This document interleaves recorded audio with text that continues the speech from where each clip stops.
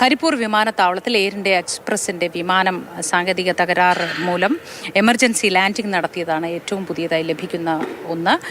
അതിന്റെ കൂടുതൽ വിശദാംശങ്ങളുമായി രാഹുൽ കെ വി ചേരുന്നു. Rahul, good morning. ഇതെപ്പോഴാണ് അടിയന്തര ലാൻഡിംഗ് നടത്തിയത്? എന്ത് തകരാറാണ് വിമാനത്തിനുണ്ടായത്? യാത്രക്കാരുടെ ബുദ്ധിമുട്ടുകൾ പരിഹരിക്കപ്പെട്ടോ? വിശദാംശങ്ങൾ എന്തൊക്കെയാണ്?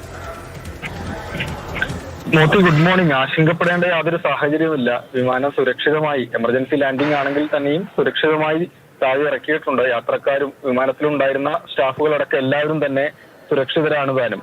എയർ ഇന്ത്യയുടെ വിമാനമാണ്. ദുബായിൽ നിന്നും കരിപ്പൂരിലേക്ക് വന്ന വിമാനം സാധാരണ രീതിയിൽ ഇറക്കാൻ കഴിയുന്നില്ല. ഹൈഡ്രോളിക് പ്രശ്നമാണ് കാരണമായി വന്നത്. തുടർന്ന് കൃത്യമായ കമ്മ്യൂണിക്കേഷൻ നടന്നു, എല്ലാ സജ്ജീകരണങ്ങളും ഒരുക്കിയിരുന്നു. അങ്ങനെ 1 മണിക്കൂർ മുൻപാണ് എമർജൻസി ലാൻഡിംഗ് പൂർത്തിയാക്കിയിട്ടുള്ളത്. യാത്രക്കാരെല്ലാവരും സുരക്ഷിതരായി പുറത്തേക്ക് ഇറങ്ങുകയും ചെയ്തിട്ടുണ്ടെന്ന് വേറെ ആശ്വാസകരമായ കാര്യം തന്നെയാണ്. എയർ ഇന്ത്യയുടെ 344 DXB CCJ നമ്പറിലുള്ള വിമാനമാണ് ഇവിടുത്തെ എമർജൻസി ലാൻഡ് ചെയ്തിട്ടുള്ളത്.